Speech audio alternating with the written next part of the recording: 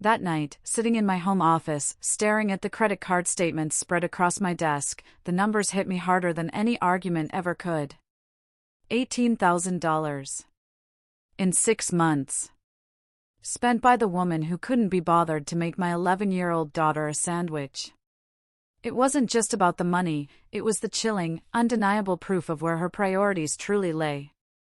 It was the moment I realized I hadn't just been ignoring red flags, I'd been living in a house built out of them. A house with a woman I had planned to marry, who saw my child not as family, but as an inconvenience, a problem she hadn't signed up for. My name is John.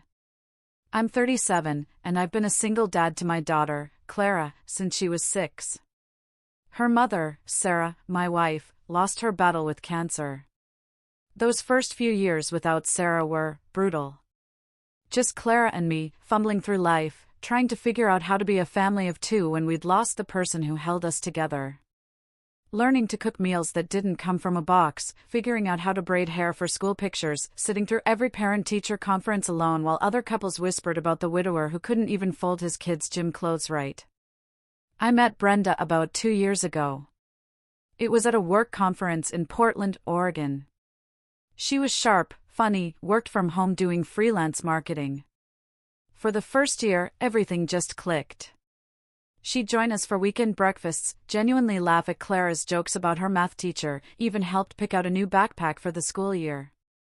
So, when I proposed last spring, it felt like we were finally building something solid again. Like we were becoming a real family.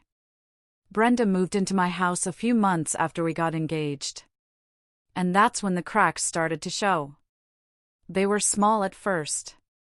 Almost imperceptible. Like how she'd suddenly have her headphones on the moment Clara walked in the door from school. Or how she'd schedule her calls specifically during dinner time, even though her work hours were completely flexible. Our dinner schedule was pretty simple. Clara ate at 6 because she had soccer practice at 7:30 twice a week. I worked outside the home with unpredictable hours, and Brenda worked from her laptop in the spare bedroom, free to make her own schedule. I found myself doing everything. Cooking breakfast before I left for work, packing Clara's lunch, prepping dinner ingredients in the morning so I could just throw something together quickly when I got home. When I mentioned it to Brenda, she'd just shrug and say she wasn't much of a cook anyway. But here's the thing that really started to bother me: she didn't just refuse to cook for Clara. She refused to cook for me, too. Every single time I suggested she could help with meals, especially since she was home all day, she'd hit me with the same line: "That's your kid, John. Your responsibility." As if making a grilled cheese for an 11-year-old was some kind of massive burden she never signed up for. About 3 weeks ago, I got stuck in bumper-to-bumper traffic on the highway. Construction had it down to 1 lane, and I watched the clock tick past 6, knowing Clara would be getting hungry. I called Brenda, kept my voice calm, reasonable. I just asked if she could throw some pasta on the stove or warm up leftover chicken. Nothing complicated, just making sure my kid ate something hot instead of cereal. She told me she was working, but I could hear Netflix in the background. When I pushed back gently, she snapped, saying she didn't sign up to be Clara's mother. Then she hit me with the line that's been playing in my head ever since: "She's your kid. She's your problem." And then she hung up. I sat there, hands shaking on the steering wheel, and called Clara instead, just to check on her. My daughter, my sweet 11-year-old kid who'd already lost her mom and spent years watching me struggle to fill that void, answered the phone, cheerful as ever. She told me, "It's okay, Dad. I made myself a peanut butter sandwich." Then she asked if I was all right, because she could hear the stress in my voice. I got home 90 minutes later to find Clara doing homework at the kitchen table, crumbs from her sad little sandwich still on her plate. Brenda was on the couch, glass of wine in hand, laptop open, not even looking up when I walked in. I didn't say anything that night.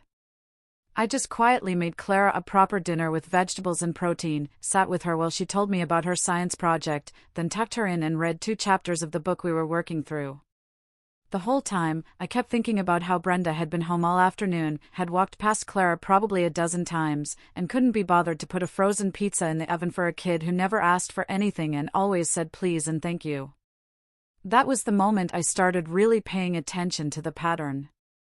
How Brenda would literally step over Clara's backpack in the hallway instead of moving it. How she'd schedule her gym time exactly when Clara needed a ride to soccer and I was in meetings.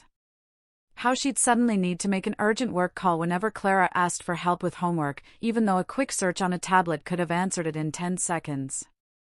I started testing it. Little things, like mentioning Clara had a game on Saturday and watching Brenda immediately plan a girls' day with her sister. Or asking if she could pick up Clara from school one day when I had to work late, and hearing about how her schedule was just too packed, even though I'd seen her social media story from that same afternoon showing her getting a manicure. The breaking point wasn't just about food or rides or homework, though. It was about what Brenda said during those moments when she thought she was being reasonable and logical. Every single time I brought up the fact that we were supposed to be building a life together, that being a step-parent meant actually parenting sometimes, she'd counter with how she was my partner, not Clara's replacement mother. Like those were mutually exclusive things. Like loving me meant she got to completely opt out of caring about the most important person in my world. I tried having a real conversation about it one Saturday morning after Clara left for a sleepover at her best friend's house. I sat Brenda down with coffee and asked her straight up what she saw our future looking like, what role she planned to play in Clara's life once we were married. She looked at me like I'd asked her to solve calculus and said, "John, I agreed to be your wife. I didn't agree to raise someone else's kid." And that phrase, someone else's kid, when talking about Clara, just hit different. Like my daughter was some random neighbor child and not the person who'd be living in our house until she graduated high school. I realized right then that this wasn't about Brenda being overwhelmed or needing time to adjust. This was about her fundamental view of Clara as an obstacle to the life she wanted. Baggage that came with the package she actually wanted. The financial picture I'd uncovered that night, splayed across my desk, made everything crystal clear in the worst possible way. Over the past 6 months, Brenda had racked up almost $18,000 on the credit cards I'd added her to after we got engaged. Designer clothes from Saks Fifth Avenue. Daily coffee runs that somehow cost $40 a pop. Spa days with her sister every other week. Furniture for the home office I'd given her that she barely used. And here's the kicker, a $3,000 handbag she bought the same week she told Clara that driving her to soccer practice wasn't her responsibility. I sat there, doing the math in my head. 18 grand could have paid for Clara's entire year of activities. Could have funded her college savings account. Could have covered the family vacation I'd been planning to take all 3 of us on next summer. But instead, it went to a woman who couldn't be bothered to heat up leftovers for my child. The pattern became impossible to ignore after that. Brenda would refuse to help with the simplest tasks involving Clara. Wouldn't pick up her prescriptions from the pharmacy, even though it was on her way home from the gym. Wouldn't sign a permission slip for a field trip when I was in back-to-back meetings. Wouldn't even grab Clara's favorite cereal at the grocery store when she was literally already there, buying herself organic juice and fancy cheese. Every single time I brought it up, she'd give me the same response about how this was my child and therefore my responsibility. But she had zero problem treating my bank account like it was our shared responsibility. I tried talking to her about it again one evening after Clara went to bed. Kept my tone calm, constructive. Explained that partnership meant actually being partners in all aspects of life, including the child who came with me. Brenda just rolled her eyes and told me she was my partner as a wife, not as a substitute parent. That she'd signed up to build a life with me, but Clara already had a parent, and that was my job to handle. I asked her point blank what she thought being a step-parent meant, what she imagined our family would look like after we got married. And she actually said that she figured Clara would go to college in a few years anyway, so it wasn't really a long-term issue we needed to solve. My daughter was 11 years old, and this woman was already counting down the days until she could pretend Clara didn't exist. The next incident happened on a Thursday afternoon when Clara's school called because she'd thrown up in class and needed to be picked up immediately. I was 2 hours away at a client site, physically couldn't leave. So, I called Brenda, who was working from home, as always, and asked if she could please just drive 10 minutes to get Clara. She told me she had a deadline, which would have been reasonable, except I knew for a fact her biggest client had ghosted her a month earlier, and she'd been pretending to work while actually watching reality TV shows all day. I could hear the television in the background during our call. Could literally hear the theme music, but she still insisted she was too busy to help my sick kid. I ended up calling my brother who lived 40 minutes away, and he dropped everything to go get Clara. He spent the rest of the afternoon taking care of her until I could get home.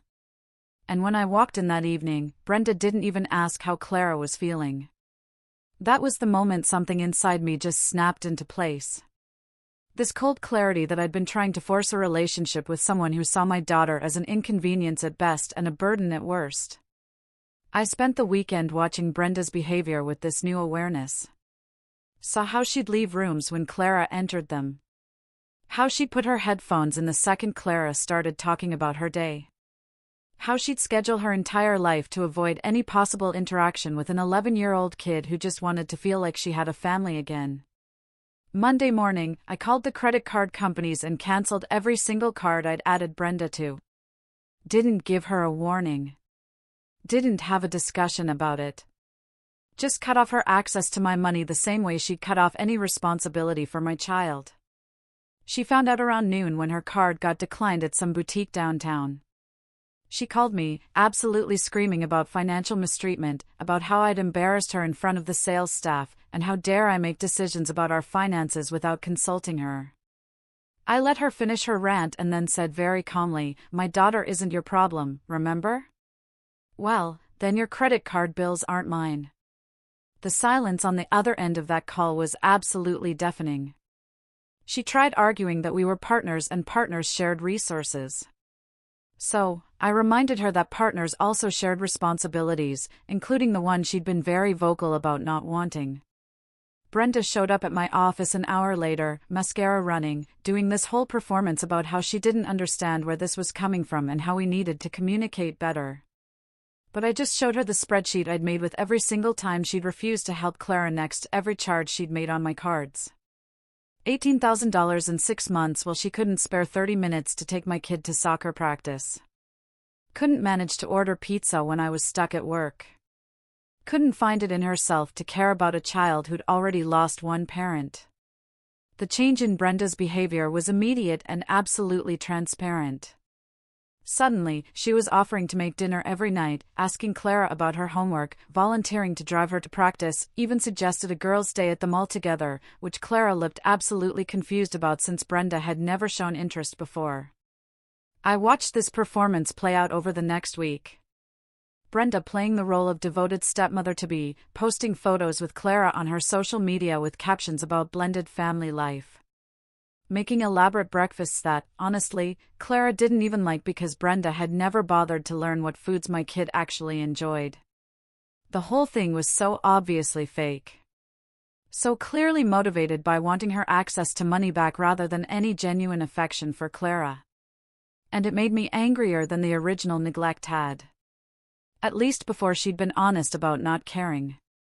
Now she was using my daughter as a prop in her campaign to get her credit cards back.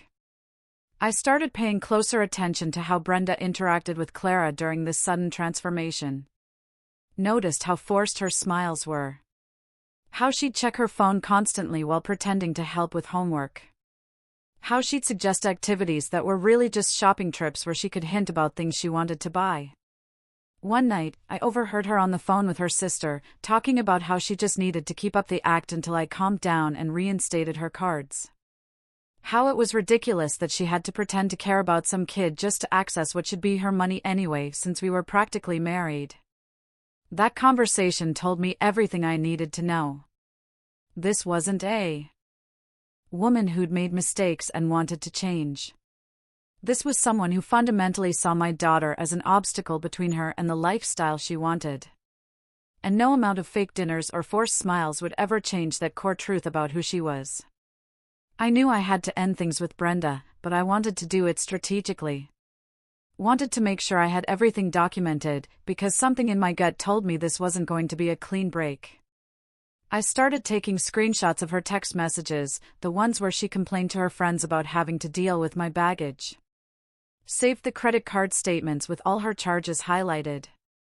Even set up security cameras around the house, including one that covered the hallway leading to my home office after she made some comment about how the house was technically half hers now since we were engaged. That last part turned out to be more valuable than I ever imagined, because 2 days later, I caught her on camera going through my home office, photographing financial documents, looking through files about the house deed and my investment accounts. Clearly building some kind of case for why she deserved a payout when this relationship ended. I consulted with a lawyer that week, explained the whole situation, showed him the evidence I'd gathered. He told me straight up that I needed to get her out of my house before she could establish any kind of tenancy claim or common law argument. The lawyer also suggested I document any interaction she had with Clara, just in case Brenda tried to claim she'd been acting as a parental figure and deserved some kind of custody consideration. Which seemed insane until he explained that he'd seen messier situations than mine. I went home that night planning to have the breakup conversation over the weekend. Give her a week to move out, keep everything civil for Clara's sake. But then something happened that made me throw that whole plan out the window. Clara came to me after school on Friday, wouldn't look me in the eye, and finally whispered that Brenda had told her the reason we were having problems was because being a stepmom was harder than Brenda expected, and maybe if Clara could stay at her grandparents' house more often, things would be easier. My 11-year-old daughter was standing there, trying not to cry, basically asking if she was the reason my relationship was falling apart, and I felt something inside me just go ice cold. I asked Clara what exactly Brenda had said, and my kid told me that Brenda had explained how adult relationships need space, and sometimes kids don't understand that their needs have to come second. That Clara was old enough now to be more independent, and maybe she should think about going to boarding school in a few years. Brenda had literally told my daughter that she was a problem that needed to be solved, that her existence in her own home was inconvenient, that she should make herself scarce so the adults could have their perfect life. I walked into the living room where Brenda was scrolling through her phone and told her to pack her bags, right now, tonight. She needed to be out of my house. She looked up, confused, and tried to play innocent. Asked what had happened and why I was being so dramatic. So, I told her exactly what Clara had just shared with me. Brenda actually had the nerve to say she was just being honest with Clara, that kids need to learn the world doesn't revolve around them, that she was trying to help Clara become more mature and self-sufficient. I told her she had 2 hours to get her essential items and leave. That I'd pack up the rest of her stuff and have it delivered wherever she wanted, but she needed to get out of my house before I said something I'd regret. She tried the crying routine again. The whole performance about how we could work through this, and she'd said things wrong but meant them right. How she loved me and wanted to make our family work. But I was done listening to her manipulation. Brenda switched tactics fast when she realized tears weren't working, suddenly got mean.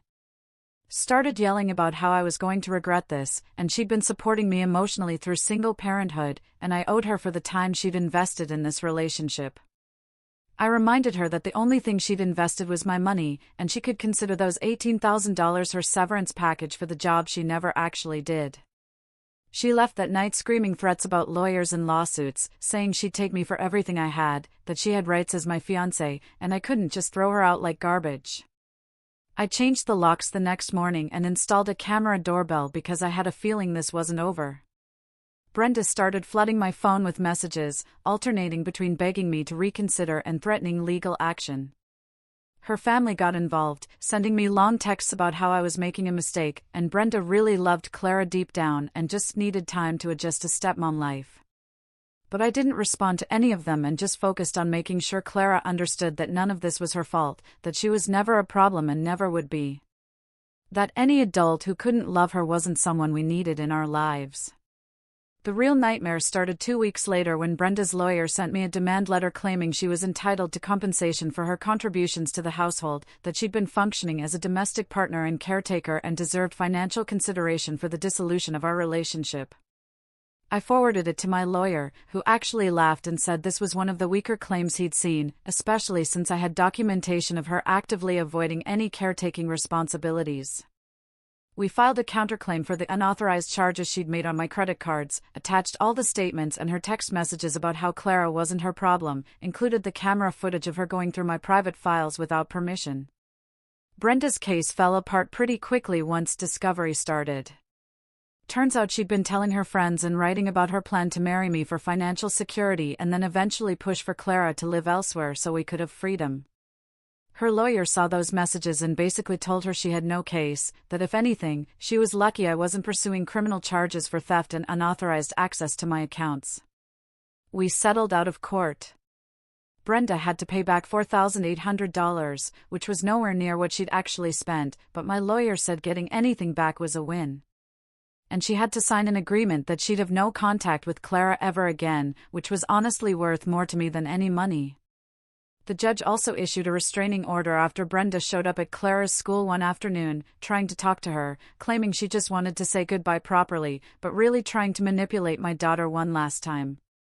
That incident got her banned from school property and gave me the legal protection I needed to keep her completely out of our lives.